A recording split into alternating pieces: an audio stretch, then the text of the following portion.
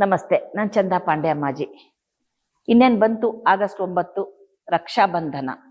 ಈಗ ರಕ್ಷಾಬಂಧನ ಅಂದಿದ ಕೂಡಲೇ ಇವಾಗ ಮೊದಲಾದ್ರೆ ಸೀಮಿತ ವರ್ಗದವರು ಅಂದ್ರೆ ಜಾತಿಯವರು, ಒಂದು ಪಂಗಡದವರು ಆಚರಿಸ್ಕೊತಾ ಇದ್ರು.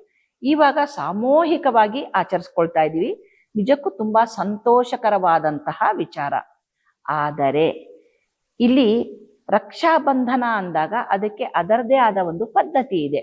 ಏನಂದ್ರೆ ಅದು ಅಕ್ಕ ಆಗಿರ್ಬೋದು, ತಂಗಿ ಆಗಿರಬಹುದು, ಅಣ್ಣ ಆಗಿರ್ಬೋದು, ತಮ್ಮ ಆಗಿರಬಹುದು, ಅವರ ಮನೆಗೆ ಸ್ವಯಂ ಆ ಹೆಣ್ಮಗಳೇ ಹೋಗಿ ಒಂದು ಮಣೆಯನ್ನ ಹಾಕಿ, ಮಣೆ ಹಾಕುವ ಮುಂಚೆ ಒಂದು ಪುಟ್ಟದಾದ ರಂಗೋಲೆ, ಪದ್ಮ ರಂಗವಲ್ಲಿ ಅಂತೀವಿ, ಒಂದು ಹೂವಿನ ಆಕೃತಿಯ ರಂಗವಲ್ಲಿಯನ್ನ ಹಾಕಿ ಅದರ ಮೇಲೆ ಮಣೆಯನ್ನ ಹಾಕಿ ಅದ್ರ ಮೇಲೆ ಅಣ್ಣನಿಗೋ ತಮ್ಮನಿಗೋ ಕೂರಿಸ್ಬಿಟ್ಟು ಅವರ ಹಣೆಗೆ ತಿಲಕವನ್ನ ಹಚ್ಚಿ ಗಂಧ ಮತ್ತು ಕುಂಕುಮ ಅಥವಾ ಕೇಸರಿ, ನಿಮ್ಮ ಶಕ್ತಿ ಅನುಸಾರ. ಕೇಸರಿ ಇವಾಗ ಎಲ್ರಿಗೂ ತಗೊಳ್ಳೋದು ಕಷ್ಟ ಆಗತ್ತೆ ಅಂದಾಗ ಗಂಧದ ಜೊತೆ ಸ್ವಲ್ಪ ಕುಂಕುಮವನ್ನ ಬೆರೆಸಿ ಹಣೆಗೆ ತಿಲಕವನ್ನ ಮಾಡಿ ಅದರ ಮೇಲೆ ಅಕ್ಷತೆ, ಅಕ್ಕಿ ಕಾಳುಗಳನ್ನ ಅಂಟಿಸುವಂಥದ್ದು. ಅರಿಶಿನ ಅಕ್ಷತೆ ಗಣಪತಿಗೆ ಸಾಂಕೇತಿಕವಾಗಿರುತ್ತೆ. ಅದನ್ನ ಹಣೆಯ ತಿಲಕದ ಮಧ್ಯದಲ್ಲಿ ಅಂಟಿಸೋದು. ಯಾಕೆ ಅಂದ್ರೆ ಸದಾಕಾಲ ನಿಮ್ಮ ಮನೆ, ಅಣ್ಣ ಅಥವಾ ತಮ್ಮಂದಿರ ಮನೆ ಸುಭಿಕ್ಷವಾಗಿರಲಿ ಅನ್ನುವಂತಹ ಸಾಂಕೇತಿಕ ರೂಪದಲ್ಲಿ ಅಕ್ಷತೆಯನ್ನ ಹಣೆಯ ತಿಲಕದಲ್ಲಿ ಅಂಟಿಸ್ಬಿಟ್ಟು ಸಿಹಿಯನ್ನ ತಿನ್ನಿಸಿ ಆಮೇಲೆ ರಕ್ಷಾಬಂಧನ ಅಂದ್ರೆ ಒಂದು ಸೂತಿ ಅಂತೀವಿ, ನೂಲು. ಆ ಹುಣ್ಣಿಮೆಗೆ ಹುಣ್ಣಿಮೆ ಅಂತಾನೆ ಕರಿತೀವಲ್ವಾ. ಒಂದು ನೂಲು, ಯಾವುದು ರೇಷ್ಮೆದು ನೂಲಾಗಿರ್ಬಹುದು ಅಥವಾ ಹತ್ತಿಯ ನೂಲಾಗಿರ್ಬಹುದು.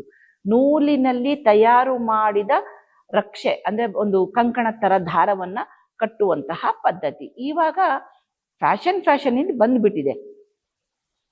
ಸಾಧ್ಯವಾದಷ್ಟು ಪ್ಲಾಸ್ಟಿಕ್ ಬಳಕೆ ಇಲ್ಲದ ಹಾಗೂ ದಾರ, ಕಾಟನ್ ದಾರ ಬಳಸಿದ ಒಂದು, ಇವಾಗೆಲ್ಲ ರಾಖಿಗಳು ಸಿಗ್ತಾ ಇದೆ. ಕಾಟನ್ ಬಳಸಿರುವಂತಹ ದಾರದ ರಾಖಿಗಳನ್ನ ತಗೊಂಡು ಆ ಅಣ್ಣನಿಗೋ ತಮ್ಮನಿಗೋ ಕಟ್ಟಿಬಿಟ್ಟು ಆಶೀರ್ವಾದ, ದೊಡ್ಡವರಾದ್ರೆ ಆಶೀರ್ವಾದ ಮಾಡೋದು, ನೀವು ಚಿಕ್ಕವರಾಗಿದ್ರೆ ಅಣ್ಣನ ಕಾಲಿಗೆ ಬಿದ್ದು ಆಶೀರ್ವಾದವನ್ನ ಪಡೆಯುವಂಥದ್ದು. ಇದನ್ನ ಮಾಡೋದ್ರಿಂದ ಆ ಅಣ್ಣ ತಮ್ಮಂದಿರ, ಅಕ್ಕ ತಂಗಿಯರ ಬಾಂಧವ್ಯ ಚೆನ್ನಾಗಿರ್ಬೇಕು ಅನ್ನುವ ಸಾಂಕೇತಿಕ ರೂಪದಲ್ಲಿ ಆಚರಣೆ ಮಾಡುವಂಥದ್ದು. ಇದು ಬಂದದ್ದು ಒಂದು ರಾಜರಿಂದ ಅಂತ ಪ್ರಸಂಗಗಳಲ್ಲಿ ಉಲ್ಲೇಖ ಇದೆ. ಆದರೆ ನೂಲು ಹುಣ್ಣಿಮೆ ಇನ್ನೊಂದು ಮುಖ್ಯವಾದ ಅರ್ಥ ಯಾವುದು ಅಂದ್ರೆ ಜನವಾರ ಬದಲಾಯಿಸೋದು ಅಂತ. ಯಜ್ರೂಪಕರ್ಮ, ಹೃಗುಪಕರ್ಮ ಅಂತ ಎರಡು ರೀತಿಯಲ್ಲಿ ಆಚರಣೆ ಮಾಡುವಂಥದ್ದು.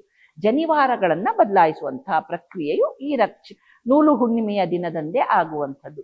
ಹಾಗಾಗಿ ಈಗ ರಸ್ತೆಯಲ್ಲಿ ಎಲ್ಲೋ ಸಿಗ್ತಾರೆ, ಅಲ್ಲೇ ಕಟ್ಬಿಡೋದು, ಅಲ್ಲೇ ಏನೋ, ಅದು ನಿಜವಾದ ಪದ್ಧತಿ ಅಲ್ಲ. ಅಫ್ಕೋರ್ಸ್ ನಿಮ್ಮ ಭಾವನೆಗೆ ನಿಜವಾಗ್ಲೂ ನಾವು ಗೌರವಿಸ್ತೀವಿ. ಆದರೆ ಕೆಲವೊಂದು ಆ ಒಂದು ಆಚರಣೆಯನ್ನ ಮಾಡಿದಾಗ ಆ ಹಬ್ಬದ ಹಿಂದಿನ ಅರ್ಥದ ಬೆಲೆ ಕಂಡುಕೊಳ್ಳೋದಾಗತ್ತೆ. ಜೊತೆಗೆ ಆ ಎದುರುಗಡೆ ಒಂದು ಗಂಡು ಮಗ ಕಟ್ಟಿಸ್ಕೊಂಡಾಗ ಅವರಿಗೂ ಒಂದು ಜವಾಬ್ದಾರಿ ಬರುತ್ತೆ. ಈ ಹೆಣ್ಣು ಮಗಳ ರಕ್ಷಣೆಯ ಒಂದು ಜವಾಬ್ದಾರಿ ನನ್ನ ಮೇಲಿದೆ ಅನ್ನುವಂತಹ ಕಂಕಣಕ್ಕೆ ರಕ್ಷಾಬಂಧನ ಅಂತ ಹೇಳ್ತೀವಿ.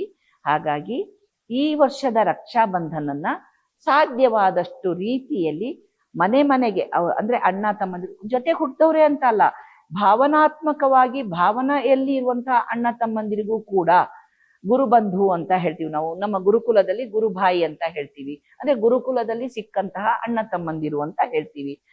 ಆತರ ನಿಮ್ಮ ಭಾವನೆಯಲ್ಲಿ ಯಾರನ್ನ ನೀವು ಅಣ್ಣ ತಮ್ಮ ಅಂತ ಸ್ವೀಕರಿಸಿರ್ತೀರೋ ಅವರಿಗೂ ಕೂಡ ನೀವು ಈ ತರ ಮನೆಗೆ ಹೋಗಿ ಆ ರಕ್ಷೆಯನ್ನ ಕಟ್ಟಿ ಆಶೀರ್ವಾದ ಪಡೆಯೋದು ಅಥವಾ ಆಶೀರ್ವಾದ ತಗೊಳ್ಳೋದು ಮಾಡಿದಾಗ ಆ ಕುಟುಂಬದಲ್ಲಿಯೂ ಕೂಡ ಒಂದು ಹಬ್ಬದ ವಾತಾವರಣ ಕಾಣಿಸ್ಕೊಳ್ಬೋದು ಅಂತ ಹೇಳ್ತಾ ಇನ್ನೊಂದು ವಿಚಾರದೊಂದಿಗೆ ಮತ್ತೆ ಬರ್ತೀನಿ.